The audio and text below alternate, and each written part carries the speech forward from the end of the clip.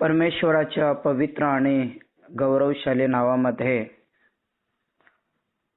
प्रगटीकरणाचं गहन शिक्षण घेणाऱ्या प्रत्येकांचे मी मनापासून स्वागत करत आहे.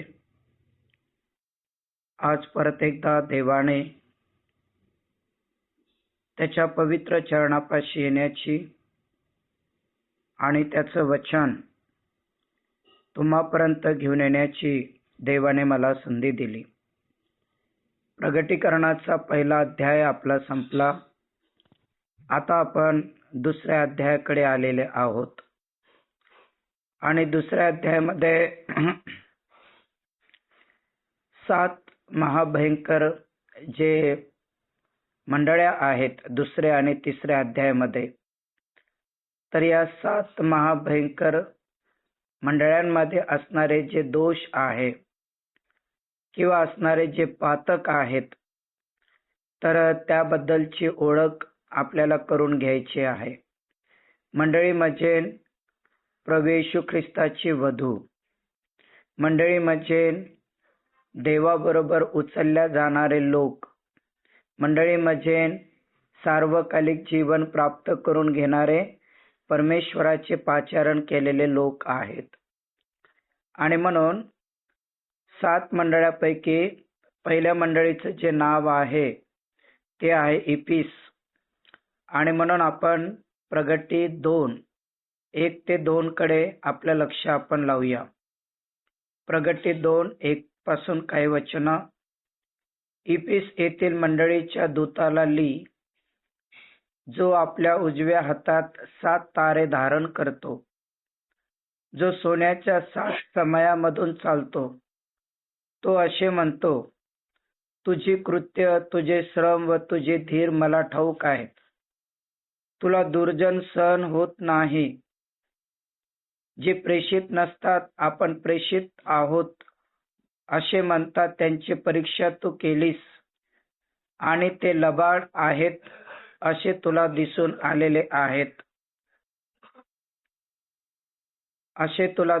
आलेले आहेत. तुझ्या अंगी धीर आहे. माझ्या नावामुळे तू दुःख सोसले आहेस आणि तू खचून गेला नाहीस. वचन 4, तरी तू आपली पहिली प्रीती सोडली. याविषयी तुला दोष देणे मला प्राप्त आहे. तर या ठिकाणी जवळपास या मंडळीतले लोक 9 प्रकारचे काम चांगले करत आहेत. 9 कोणकोणते? तर बायबल सांगते की तुझे श्रम, नंबर 2 धीर, आणि हे मला ठाऊक आहे. दुर्जन तुला सहन होत नाही. जे स्वतःला प्रेषित म्हणतात त्यांची तू परीक्षा केली, ते लबाड आहे, ते पण देवाला आवडलं. परत वचन 3 मध्ये देव म्हणाला की तुझ्या अंगी धीर आहे. माझ्या नावासाठी तू दुःख सोसलेले आहेत आणि तू खचून गेला नाहीस. तरी तू आपली पहिली प्रीती सोडली. याविषयी तुला दोष देणे मला प्राप्त आहे. म्हणजे 7 ते 8 गोष्टी यांच्या जीवनामध्ये अतिशय चांगल्या आहेत. विश्वासात आहेत, प्रार्थनेत आहेत, दुःख सहन करणारे आहेत, लबाड लोकांपासून स्वतःला दूर ठेवणारे आहेत. अनेक लोक जे स्वतःला सेवक म्हणतात त्यांची परीक्षा पण तो पाहत आहे. परंतु तू पहिली प्रीती सोडली, याविषयी मी तुला मात्र काय देत आहे? दोष देत आहे. तर मग प्रियांनो, तुम्ही प्रभू येशूच्या राज्यामध्ये जाणारे लोक आहात. येशूच्या गुप्त आगमनात तुम्ही उचलल्या जाणारे लोक आहात. मग आपल्या अंगात धीर आहे. आपला विश्वास देवावरती भरपूर आहे. आपण खचून गेलो नाही. आपण प्रेषितांच्या संगतीमध्ये राहतो, प्रार्थनेमध्ये पण राहतो आणि दुःख पण सहन करतो. पण आपण आपल्या जीवनातली पहिली प्रीती जर सोडली तरी तो व्यक्ती देवाच्या राज्यात पोहोचू शकत नाही. मी अगोदरच तुम्हाला सांगितलं की पहिला अध्याय हा एक प्रस्तावना आहे, परंतु दुसऱ्या अध्यायापासून अंगाला काटे येतील अशा प्रकारचे वचन आहेत. मग पहिली प्रीती का सोडली याविषयीचा जो दोष आहे तो दोष त्यांना दिलेला आहे. पहिली प्रीती सोडावं ही देवाची इच्छा नाही आहे. धीर आहे, विश्वास आहे, प्रार्थना आहे, परीक्षा आहे, वेगवेगळ्या प्रकारचे दुःख कष्ट सर्व काही सहन करत आहे, तरी पण पहिली प्रीती सोडली याविषयी जो दोष त्यांच्या जीवनामध्ये आलेला आहे तो अतिशय डेंजर दोष आलेला आहे. आज आपण जे देवाचे वचन ऐकणारे लोक आहोत, देवाचं वचन वाचन करणारे लोक आपण आहोत, देवाच्या वचनावर प्रेम करणारे आपण आहोत, परंतु एक एक मुद्दा किंवा एक एक गोष्ट जर खरोखर आम्ही काळजीपूर्वक ऐकतो का? एका एका गोष्टीकडे आम्ही खरोखर लक्ष देतो का? अरे माझ्या अंगी धीर आहे, मी विश्वासात वाढलेला आहे, मी प्रार्थनेत आहे, मी प्रेषित आहे, मी खचून गेलो नाही, मी दुःख पण सहन करत आहे, ख्रिस्तासाठी वेगवेगळ्या प्रकारचा छळ पण सहन करत आहे, पण मी जर माझ्या जीवनातली पहिली प्रीती जर सोडली, तर त्याचा दोष देवाच्या लोकांना देत आहे. आणि म्हणून पहिली प्रीती जी सुरुवातीला जसं देव आपल्याला समजते, देवाचं वचन जसं आपल्याला समजते, तेव्हा जसं आपण देवावर प्रेम करतो तशाच प्रकारचं प्रेम आपलं देवावर असायला पाहिजे. कसं असायला पाहिजे त्याचं एक वचन मार्क शुभवर्तमान अध्याय 12 आणि वचन 30. मार्क 12 आणि वचन 30. तू आपला देव परमेश्वर याच्यावर संपूर्ण मनाने, संपूर्ण जीवाने, संपूर्ण बुद्धीने आणि संपूर्ण शक्तीने प्रीती कर. काय किती ताकद वापरायला लावली? 4. संपूर्ण शक्तीने, संपूर्ण बुद्धीने, संपूर्ण ज्ञानाने आणि संपूर्ण ताकदीने तू आपला देव परमेश्वर याच्यावर प्रीती कर. आणि ज्यावेळेस ख्रिस्त तुम्हाला आणि मला समजतो त्यावेळेस आपण अशाच प्रकारची प्रीती करतो, अशाच प्रकारच्या प्रीतीमध्ये आपण वाढतो. परंतु दिवसामाग दिवस लोटले, देवाचे आशीर्वाद आपल्या जीवनात येत गेले. पहिल्या प्रीतीपासून मनुष्य लांबत आणि लांबत जातो, पहिल्या प्रीतीपासून मनुष्य दूर आणि दूर जातो. म्हणूनच परमेश्वर त्यांना दोष दिल्याशिवाय राहत नाही. प्रभूला धन्यवाद असो.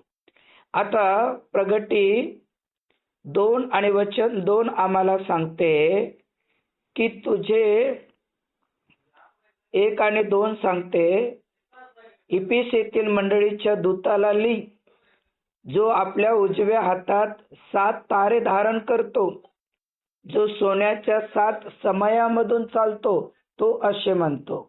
म्हणजे जो देव ज्याच्या उजव्या हातात 7 तारे आहेत आणि सोन्याच्या 7 समयामधून चालतो, तो असे म्हणतो. काय म्हणतो? की तुझे श्रम, तुझा धीर हे मला ठाऊक आहे. दुर्जन तुला सहन होत नाही. प्रेषित स्वतःला म्हणतात पण ते प्रेषित नाही. त्याची परीक्षा तू पाहिलीस आणि ती लबाड आहे हे मला दिसून आलेलं आहे. म्हणजे ज्या गोष्टी देवाला आवडत नाही त्याच गोष्टी या मंडळीतल्या लोकांना पण आवडत नाही.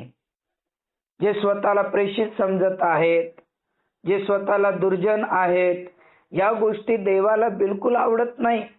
आणि ज्या गोष्टी देवाला आवडत नाहीत त्याच गोष्टी त्यांच्यामध्ये नाही, कारण देवाला दुष्ट आणि दुर्जन लोक बिलकुल आवडत नाही. त्यासाठी एक वचन वाचा तुम्ही, एचकेलचं पुस्तक अध्याय 7 आणि वचन 8 आणि 9 बघा काय सांगते. एचकेल 7, 8 आणि 9. आता मी आपल्या संतप्त क्रोधाच्या तुझ्यावर सत्वर वर्षाव करेन. मी आपल्या क्रोधाची परिपूर्ती तुझ्यावर करेन व तुझ्या आचरणाप्रमाणे तुझा न्याय करेन. तुझ्या सर्व अमंगळ कृत्यांचे प्रतिफळ तुला देईन. मी तुझ्यावर कृपादृष्टी करणार नाही. मी तुझी गय करणार नाही, तर तुझ्या आचरणाचे फळ तुला देईन.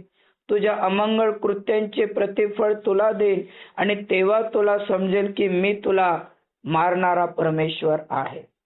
म्हणजे दुर्जन लोक हे देव पसंत करत नाही. दुर्जन लोक हे देवाला बिलकुल आवडत नाही. आणि इफिसीतील मंडळीतल्या लोकांनी आपल्यातली दृष्टपणा सोडली, आपल्यातली वाईटपणा सोडली, पण पहिली प्रीती मात्र ते विसरलेले आहेत. आणि मग दुर्जन लोकांसाठी बायबल काय सांगते, मी आपल्या संतप्त क्रोधाचा तुझ्यावर वर्षाव करेन. मी आपल्या क्रोधाची परिपूर्ती तुझ्यावर करेन. तुझ्या आचरणाप्रमाणे तुझा न्याय करेन आणि तुझ्या सर्व अमंगळ कृत्याचं प्रतिफळ तुला देईन. मी तुझ्यावर कृपा करणार नाही. नंबर 2, मी तुझी गय करणार नाही. नंबर 3, मी तुझ्या आचरणाचे प्रतिफळ तुला देईल आणि तुझ्या अमंगळ कृत्यांचे प्रतिफळ तुला देईल आणि तेव्हा तुला समजेल की मी तुला मारणारा परमेश्वर आहे. मी तुला मारणारा परमेश्वर आहे. हा शब्द का इथं वापरलेला आहे? कारण देवाला दुर्जन म्हणजे दुष्ट लोक बिलकुल आवडत नाही. आणि आज दृष्टाई इतकी वाढलेली आहे की काय सांगू. आता आपण फेसबुक वरती बघतो, टीव्ही वरती बघतो की कुठल्या तरी देशातले लोक लहान लहान मुलींना गर्भवती करतात, लहान लहान मुलींवर अत्याचार करतात, लहान लहान मुलींचं मांस खातात, लहान लहान मुलींना एक प्रकारचं वाईट काम करण्यासाठी भाग पाडतात आणि त्यांना कापून खातात. अशा प्रकारे राक्षसी लोक, दुष्ट लोक, अशा प्रकारचे महाभयंकर डेंजरस लोक आहेत. आणि जवळपास 30,000च्या जवळपास लेकरांवर, लहान लहान मुलींवर अत्याचार केला, त्यांना प्रेग्नेंट केलं, त्यांच्या पोटातला गर्भ यांनी खाल्ला, त्या मुलींचं डोकं फोडून खाल्लं, रक्त पाडून खाल्लं. अशा प्रकारच्या घटना आज टीव्ही वरती आपल्याला पाहायला मिळत आहे. जग कोणत्या मार्गाने चाललं की लहान लहान लेकरांना गर्भवती करणं, लहान लहान लेकरांना मारून टाकणं, त्यांचा व्यवसाय करणं, त्यांची विक्री करणं, या सगळ्या गोष्टी जे आहेत ते आज आपल्याला वेगवेगळ्या ठिकाणी पाहायला मिळत आहेत. आणि म्हणून एक दुष्टाईच्या आणि वाईटाच्या मार्गाने चाललेले युग आहे. आणि अशा युगात जिवंत देव तुम्हाला आणि मला भेटला. अशा दृष्ट युगात जिवंत देवाची आणि तुमची आणि माझी भेट झालेली आहे. आणि म्हणून दृष्ट लोक हे देवाला बिलकुल आवडत नाही आणि याचा तिरस्कार करते, कारण देव त्यांना आवडत नाही. दुसरा शब्द काय वापरला, जे स्वतःला प्रेषित समजतात, प्रगटी 2 आणि 2. पण त्यांची परीक्षा पाहिल्याच्या नंतर ते प्रेषित नाही हे दिसून आलं. म्हणजे इफिस येथील मंडळीतले लोक सेवक लोकांना सुद्धा चाचपडत आहेत. खोटा संदेष्टा कोणता आणि खरा संदेष्टा कोणता याची पण त्यांना ज्ञान आहे. यांची पण परमेश्वराने त्यांना सतसत विवेक बुद्धी दिलेली आहे की जे स्वतःला प्रेषित समजत आहेत आणि त्यांची परीक्षा पाहिलेली आहेत. आणि ते खरोखर प्रेषित आहे की नाही आहे की बनावट आहे, या सगळ्या गोष्टीची परीक्षा पाहते इफिसीतले लोक, तरी ते देवाच्या राज्यामध्ये नाहीत. चांगला सेवक निवडत आहेत, खोट्या सेवकांना घराच्या बाहेर काढत आहेत, चांगल्या सेवकाकडून वचन ऐकत आहेत, पण पहिली प्रीती सोडल्यामुळे त्यांच्या जीवनामध्ये सार्वकालिक जीवनाला अर्थ राहिलेला नाही. कारण त्यांनी प्रेषित लोक जे आहेत ते खोटे पण भरपूर आहेत, लबाडी करणारे पण आहेत, फसवेगिरी करणारे पण आहेत, मीच ख्रिस्त आहे असे म्हणून अनेकांची दिशाभूल करणारे पण आहेत. आणि म्हणून त्यांची परीक्षा त्यांनी पाहिले. म्हणून तर मिखाचं पुस्तक आम्हाला काय सांगते बघा. मिखाचं पुस्तक अध्याय 3 आणि वचन 5 आणि 6 काय सांगते? खोट्या संदेष्टाबद्दल काय सांगते बघा. जे संदेष्टे माझ्या लोकांना बहकवतात, काही चावायला मिळालं तर कल्याण असो असे म्हणतात. ज्यांच्यापासून त्यांना चावायला मिळत नाही त्यांच्याबरोबर लढाई करण्यासाठी ते तयारी करतात, त्यांच्याविषयी परमेश्वर म्हणतो, यामुळे तुमच्यावर रात्र गुदरून तुम्हाला दृष्टांत होणार नाही, तुमच्यावर अंधार पडून तुम्हाला भविष्य सांगता येणार नाही. संदेष्ट्यावर सूर्य मावळेल, त्याचा दिवस काळोख होईल.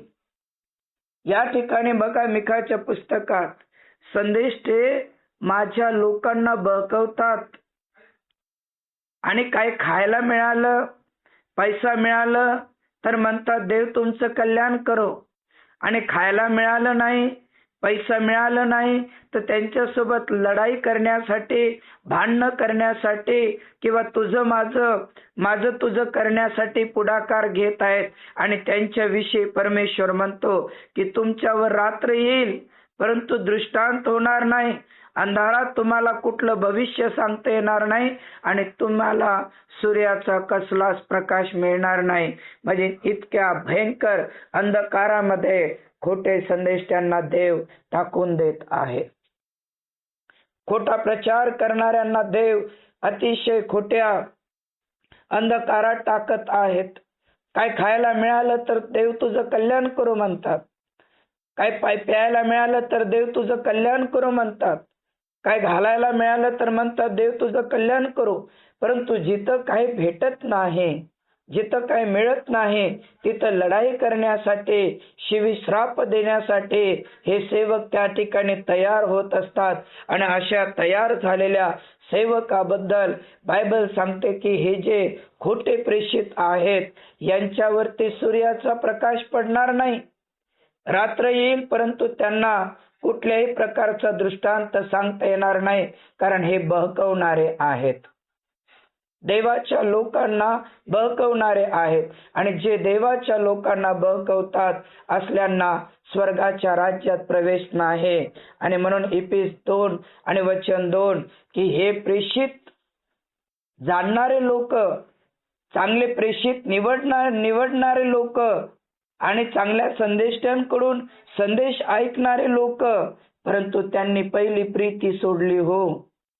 वचन चांगलं ऐकत आहेत, चर्चला चांगल्या जात आहेत, वचन चांगल्या प्रकारे समजून घेत आहे, पण त्यांनी पहिली प्रीती सोडल्यामुळे आज त्यांना सुद्धा देवाच्या राज्यामध्ये प्रवेश मिळू शकत नाही, कारण तू पहिली प्रीती सोडलेली आहे असा शब्द वापरला. तिसरा शब्द काय वापरला? प्रगटीकरण अध्याय 2 आणि वचन 1 आणि 2 मध्ये तुला दुर्जन सहन होत नाही ते आपण पाहिलं. जे प्रेषित म्हणतात पण स्वतःला प्रेषित नाही ते पाहिलं. त्यानंतर तिसरा शब्द वापरला की तू त्यांची परीक्षा पाहिलीस. म्हणजे इफिस मंडळीतले लोक परीक्षा पाहणारे पण आहेत. परीक्षा पाहून हे खरोखर देवाचे लोक आहेत का देवाचे लोक नाहीत याचा परीक्षा पाहणारे पण लोक आहेत. आणि त्यांना आढळून आलं की हे जे लोक आहेत हे बनावट सांगणारे लोक आहेत, हे जे लोक आहेत हे चुकीच्या मार्गाने चालणारे लोक आहेत. हे यांची परीक्षा पण पाहिलेली आहे. म्हणजे इफिस मंडळीतील आपण बघा, त्यांना दुर्जन सहन होत नाही, त्यांना खोटे संदेश ते सहन होत नाहीत, त्यांनी परीक्षा पाहतात, लबाड लोक पण त्यांना सहन होत नाही. एवढं चांगलं जीवन जगत असताना बायबल सांगते की तू पहिली प्रीती सोडली, याविषयी मी तुला दोष देतो. मग आता त्यांनी परीक्षा पाहिली, त्या परीक्षेमध्ये ते नापास झालेले आहेत, कारण ते देवाला न आवडणारं जीवन जगत होते. म्हणून इर्मियाचं पुस्तक अध्याय 6, 10 आणि 11 आम्हाला काय सांगते? इर्मिया 6, 10 आणि 11. मी हे कोणाला सांगून पटवू म्हणजे ते ऐकतील? पहा, त्यांचा कान बेसुनत आहे, त्यांना ऐकू येत नाही. पहा, परमेश्वराचं वचन त्यांना निंदास्पद झालं आहे, त्यात त्यांना काही संतोष वाटत नाही. याकरिता मी परमेश्वराच्या संतापाने भरलो आहे. तो दाबून ठेवता ठेवता मी थकलो आहे. रस्त्यातल्या पोरावर, तरुणांच्या जमावर सोड, नवरा बायको, वृद्ध व पुऱ्या वयाचे यांना ते गाठतील. बघा, या ठिकाणी म्हणतो की मी कोणाला पटवून सांगू, कोण ऐकतील? कोणाला पटवून सांगू, कोण ऐकतील? ना तरुण ऐकायला तयार आहेत, ना वयोवृद्ध लोक ऐकायला तयार आहेत, ना चांगल्या प्रकारचे लोक ऐकायला तयार आहेत, कारण त्यांनी त्यांचे कान बेसुनत केलेले आहेत, मुद्रेचून टाकलेले आहेत, आणि म्हणून त्यांना कान असूनही त्यांना ऐकू येत नाही. म्हणून परमेश्वराचं वचन त्यांच्यासाठी निंदास्पद झालेलं आहे. देवाचं वचन सरळ आहे, देवाचं वचन शुद्ध आहे, देवाचं वचन स्पष्ट आहे, परंतु ऐकणाऱ्या लोकांनी आपले कान बेसुनत करून टाकलेले आहेत. वचन ऐकायला येऊ नये अशा प्रकारची परिस्थिती त्यांनी केलेली आहे. म्हणून आता देवाचा संतापाने मी भरलो. इर्मिया म्हणतो, मी देवाच्या संतापाने भरलो. आता हा संताप मी काय करू? आता हा संताप मी कुठे नेऊ? त्यावेळेस परमेश्वर म्हणतो, दे, सोड. सोड. कोणाकोणावर सोड? वचन 11 बघा. याकरिता मी परमेश्वराच्या संतापाने भरलो. तो दाबून ठेवता ठेवता मी थकलो. त्यावेळी देव म्हणाला, रस्त्यावरच्या पोरांवर, तरुणांच्या जमावर, नवरा बायकोवर, वृद्ध आणि पूर्ण वयाचे झालेल्यांवर सोड. म्हणजे लहानपण लेकरं आहेत, तरुण पण आहेत, लग्न झालेले पण आहेत, म्हातारे पण आहेत, यांच्यावरती हा क्रोध सोड. का? कारण ते परीक्षेत नापास झालेले आहेत. त्यांना दुर्जन सहन होत नाही, खोटे प्रेषित सहन होत नाही. त्यांची परीक्षा घेतली तरी ते पण दुःख पण सहन करत आहेत. परंतु पहिली प्रीती सोडल्यामुळे परमेश्वराने आता त्यांना नाकारलेला आहे आणि आपला क्रोध त्यांच्यावरती पाठवलेला आहे. देवाचे प्रिय लोक, ऐका, आपण जिवंत देवाकडे आलो हे महत्वाचं आहे. आपण देवाचं वचन ऐकतो हे महत्वाचं आहे. आपण देवाकडे प्रार्थना करतो हे महत्वाचं आहे. परंतु पहिली प्रीती जर आपल्या जीवनात नसेल तर आपल्या प्रार्थना, आपला बायबल अभ्यास, आपलं ख्रिस्ती जीवन, हे दान दशांश देणं, हे टोटल व्यर्थ होईल. कारण आकाश आणि पृथ्वी नाही तशी होईल, पण परमेश्वराच्या वचनाचा काना आणि मात्रा नाही तसा होणार नाही. आणि म्हणून दुर्जन, प्रेषित, परीक्षा पाहणारे, हे सगळे जरी गुणधर्म इपिच्या मंडळीत चांगले होते, पण पहिली प्रीती त्यांनी का सोडली? पहिली प्रीती त्यांनी सोडावं नाही. म्हणून मार्क अध्याय 12 आणि वचन 30 सांगते की तू आपला देव परमेश्वर याच्यावर संपूर्ण मनाने, संपूर्ण जीवाने, संपूर्ण बुद्धीने आणि संपूर्ण शक्तीने प्रीती कर. अशा प्रकारची आज्ञा देवानं दिली. आम्ही संपूर्ण जीवाने प्रीती आम्ही आमच्याच लोकांवर करतो. संपूर्ण मनाने आम्ही आमची प्रीती आमच्या घरातल्याच लोकांवर करतो. संपूर्ण शक्तीने आम्ही आमची प्रीती आमच्या एखाद्याच्या प्रेमात पडलो त्याच्यावरतीच करत असतो. काही दिवसापूर्वीची एक सत्य घटना आहे.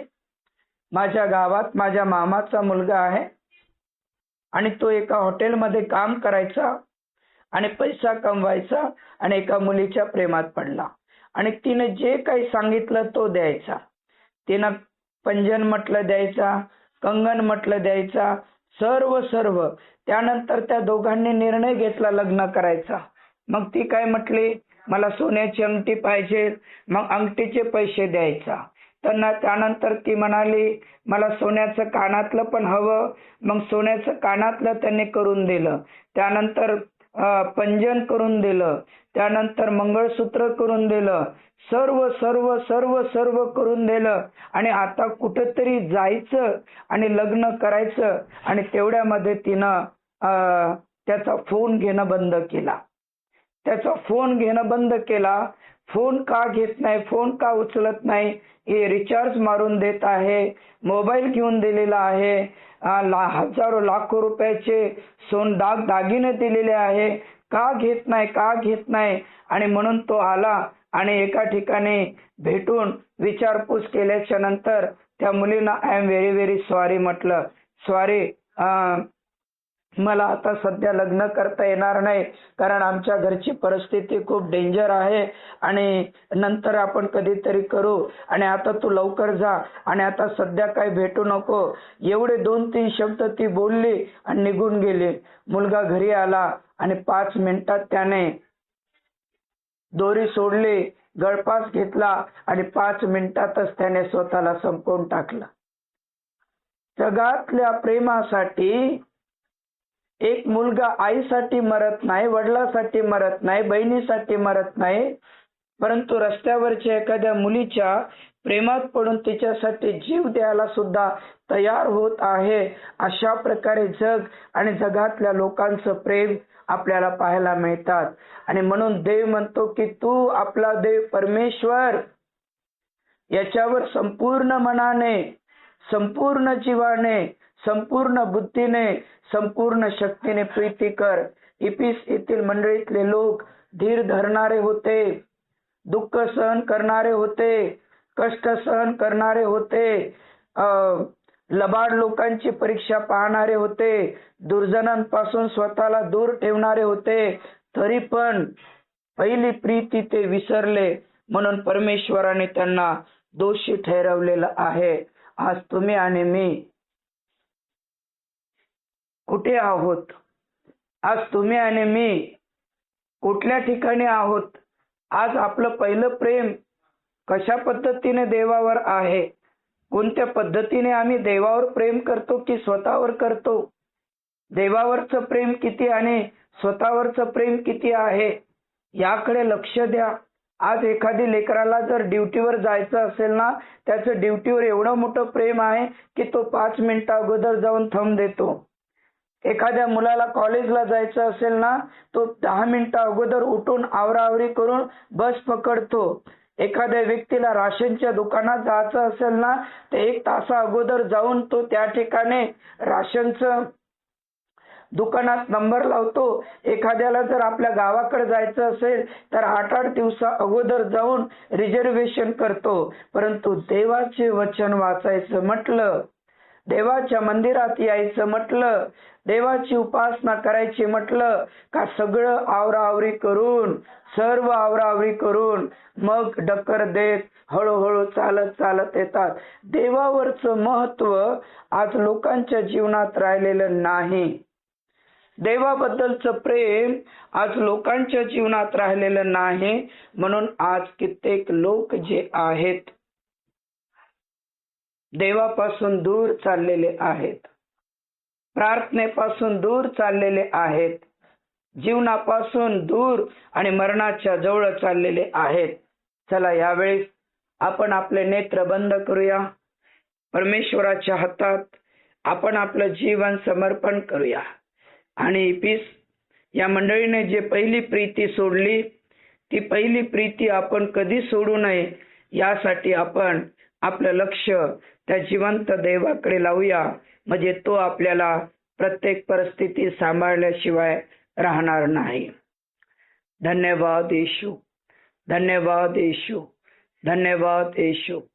पवित्र पवित्र पवित्र पवित्र सेनाओं के यहोवा परमेश्वर पिता, आकाश आणि पृथ्वीच्या निर्माणकर्त्या आमच्या जिवंत देवा, मी मनापासून तुला धन्यवाद देतो. मनापासून मी तुझी स्तुती करतो. मनापासून मी तुझा जय जयकार करतो, कारण तू चांगला जिवंत देव आहेस. तुझी दया, तुझी करुणा प्रभू आमच्यावरती आहे, याबद्दल आम्ही तुला धन्यवाद देत आहे. प्रभू, इपिस मंडळीमध्ये प्रभू सर्व गोष्टी होत्या, परंतु त्यांनी आपली पहिली प्रीती सोडली, यामुळे प्रभू त्यांना दोष देण्यात आला.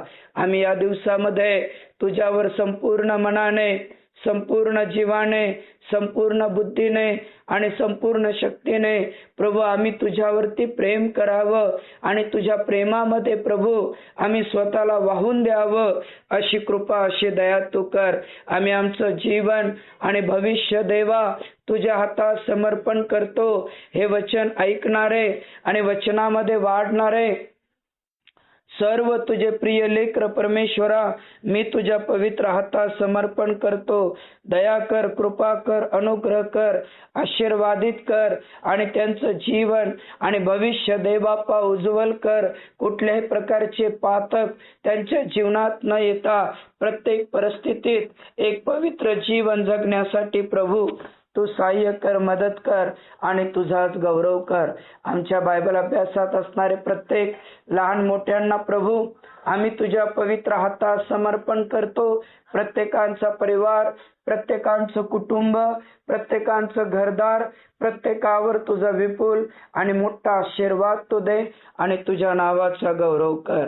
हे पवित्र देवा, आमची प्रार्थना ऐकलीस, आम्ही मनापासून तुला धन्यवाद देतो. सर्व महिमा, सर्व गौरव, सर्व सन्मान प्रभू आम्ही केवळ तुला आणि तुला देत. ही प्रार्थना धन्य तारणारा प्रभू ख्रिस्त याच्या गौरवशाली नावात केली बाप्पा, ऐक आणि स्वीकार कर. आमेन, आमेन, आमेन.